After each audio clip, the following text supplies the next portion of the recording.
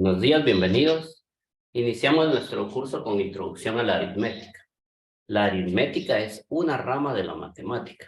Esta rama de la matemática trabaja con cantidades que son conocidas, es decir, los números.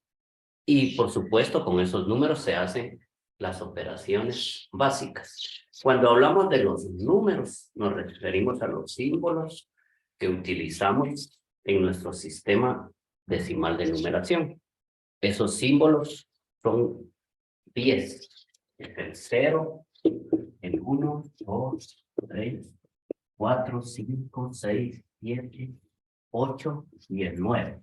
Con estos 10 símbolos construimos todas las cantidades conocidas. Y entonces, los números que nosotros trabajamos se llaman números reales. Los números reales se representan precisamente con una letra R, con doble barra. Y entonces este es nuestro conjunto de números reales con los que hacemos todas las operaciones de la vida cotidiana y de algunas aplicaciones de carácter científico. Se dividen en dos grupos. Entonces para eso acá trato este cuadro. Y los números reales se dividen en números que se llaman racionales. Se representan con esta letra Q, doble barra también, pero también dentro de esos racionales vamos a encontrar otro conjunto de números que se denominan enteros y se representan una letra Z y con una doble diagonal. Dentro de los enteros están los primeros números con los que el ser humano empezó a trabajar, que son los números naturales. Y estos números naturales se representan con una letra N y una doble diagonal. Y por supuesto aquí a un lado están los otros números que denominamos irracionales, que se representan con una letra I mayúscula. Juntos, los racionales y los irracionales constituyen el conjunto de los números reales. Los racionales son todos aquellos números que se pueden representar como una fracción.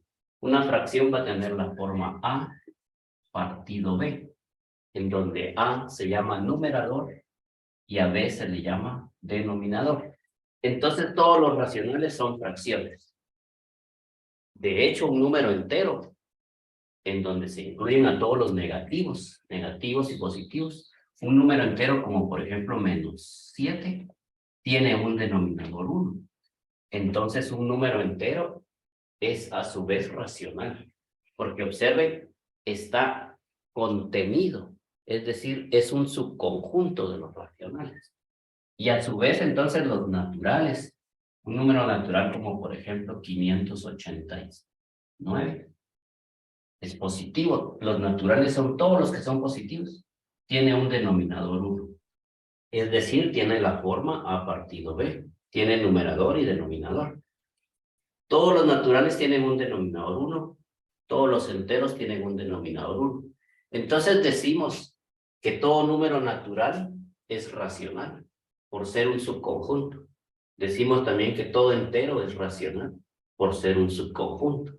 Pero noten que no todos los números son racionales. ¿Por qué? Porque hay números que se denominan irracionales.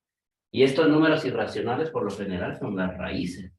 Por ejemplo, la raíz de 3, la raíz de 115, o números especiales conocidos como el número pi o el número e.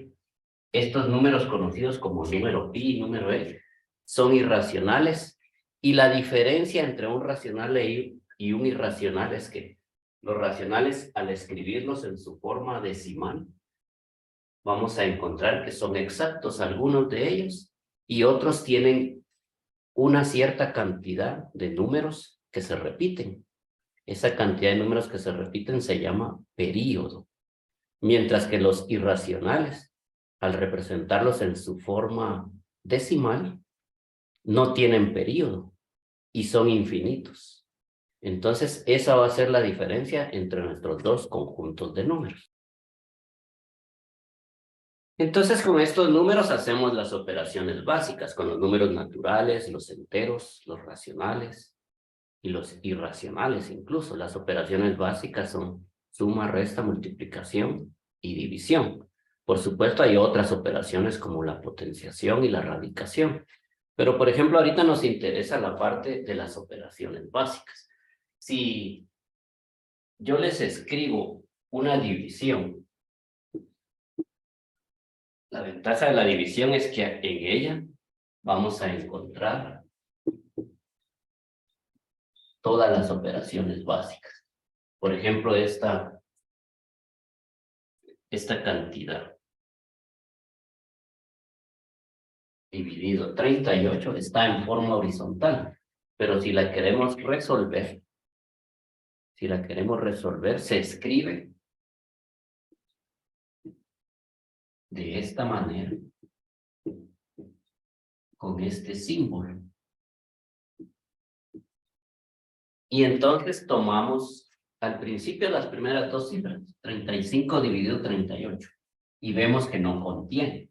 Eso significa que necesitamos tomar una cifra más, es decir, 357 dividido 38. Entonces, una manera bastante sencilla para saber cuánto puede ser la cantidad es dividir estas primeras dos cifras dentro de este número. El número que va adentro se llama dividendo. Este número es el dividendo. Este número que va afuera le denominamos divisor. Lo que escribamos acá, o sea, el resultado, se va a llamar cociente. Y cuando no nos interesa la parte decimal, vamos a tener un residuo, lo que nos vaya a sobrar. Eso va a ser el residuo. Entonces, ahí, en esa operación, 357 dividido 38, para saber más o menos cuánto puede ser, dividimos 35 dentro de 3. Y entonces, alguien podría decir 9. Pero, ¿qué sucede ahí? Veamos con 9. 9 y se multiplica por 8. 9 por 8, 72, llevo 7. Y 9 por 3, 27. Pero 7 que llevo son 34. Entonces acá hago una resta. 7 menos 2, 5. Y 5 menos 4, 1. Observen que el número que me queda acá, 15, es menor que 38. Eso significa que esta cifra que obtuve es correcta. Entonces procedo bajando la cifra que sí. Esa es 9. Y entonces ahora divido 159 dentro de 38. Les decía que para tener una idea dividen mentalmente estas primeras dos cifras. 15 dividido 3. 15 dividido 3 más o menos. Alguien puede decir 5. O puede ser 4 también, porque al multiplicar por 5, por esta cantidad que hay aquí, se puede acumular cifras y sería mayor la que obtengo. Entonces, probemos con 4. 4 por 8, 32, llevo 3. 4 por 3, 12, y 3 que llevo, 15. 152. Y nuevamente resto y me quedan 7. 7 es menor que 38. Es correcta esta cifra. Bajo la siguiente cantidad, que es 1. Y entonces 71 dentro de 38. Vemos que solo lo contiene una vez. Y entonces multiplicamos 1 por 8 y 1 por 3. Y ahora procedemos a restar. Como acá al restar 1 no es posible restarlo de 8, presta 1 al 7. Y nos quedan 11. 11 menos 8 son 3. Y 6 menos 3, 3. Entonces, ahí llevamos 33, pero debo bajar la siguiente cifra, la última, que es 2. Entonces escribamos aquí. Llevo 332. Ya bajé el 2. Y ahora divido 332 dividido 38. Entonces, divido el 33 dentro del 3. Ya vimos que acá por 9 me dio 342. Entonces tiene que ser a 8. Multiplico 8 por 8. 64, llevo 6. 8 por 3, 24. Pero 24 más 6 me va a dar 30. Y para restar nuevamente presto. Le presto a las decenas. 12 menos 4. Eso me queda 8 y queda en valor de 2. 28. Este es el residuo. Lo que me queda acá. Y mi cociente es 9,418. Entonces escribo cociente 9,418. Y residuo 28. Y ahí hemos efectuado la operación. También en aritmética encontramos ciertas cantidades que son especiales. Por ejemplo, hay números a los que le llamamos divisores. Porque recuerden, en una división tenemos el dividendo, que es la cantidad que va dentro del símbolo. Y de hecho esa cantidad va siempre adentro. No importa que sea más pequeña que el divisor va aquí afuera. Acá el resultado se denomina cociente. Y luego lo que nos queda, si es que queda algo, se llama residuo. Y aquí es importante la definición entonces de un divisor. Porque un divisor es un número en el cual el residuo es igual a 0. Es decir, cuando ustedes dividen dos números, entonces un divisor es aquel en el cual de esos dos números, al dividirlo entre otros, el residuo es 0. Por ejemplo, yo divido 18 dentro de 3. 18 y 3 es a 6, ¿verdad? 6 por 3, 18, y eso me da residuo 0. Cuando obtengo residuo 0, entonces decimos que 3 es divisor de 18.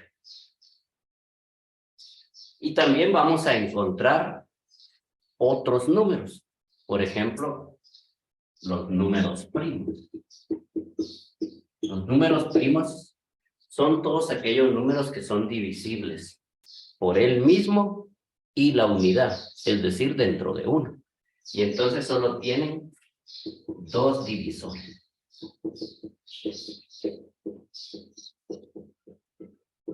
Porque son divisibles por él mismo y la unidad únicamente. Por ejemplo, 2 es el primer número primo que existe. Y a su vez es par también. Entonces, solo es divisible dentro de 2 y dentro de 1. Y tenemos también los números que son compuestos. Los números compuestos son todos aquellos que tienen más de 2 divisores.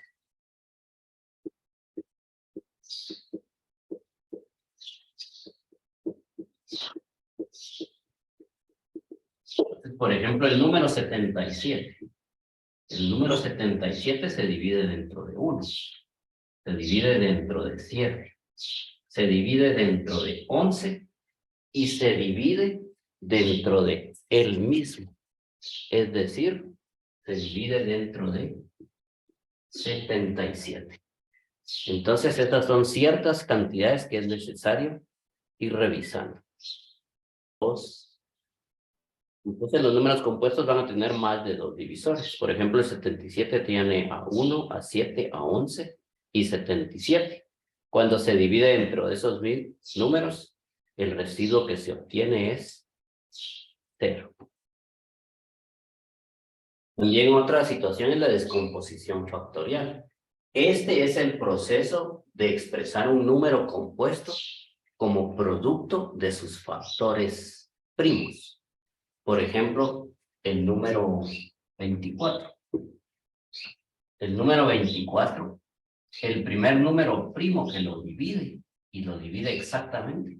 El divisor es el 2, porque 24 dividido 2 me da 12. Tiene mitad. El 12 también tiene mitad, que es 6.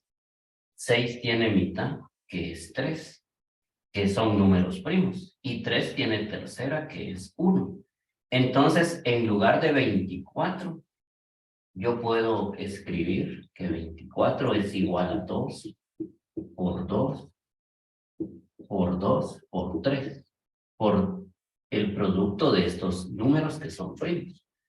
Entonces, a esto se le llama descomposición factorial. Y de la misma manera podemos seguir encontrando la factorización, los factores primos de varios números, como por ejemplo podríamos encontrar los factores primos del número 72. Entonces 72, el primer número primo que lo divide es el 2, el menor de los números primos que lo divide. Y 72 dividido dentro de 2 me da 36. 36 es divisible dentro de 2. Todos los números que terminan en número par o en 0 son divisibles dentro de 2. Entonces acá 36 dividido 2 me da 18.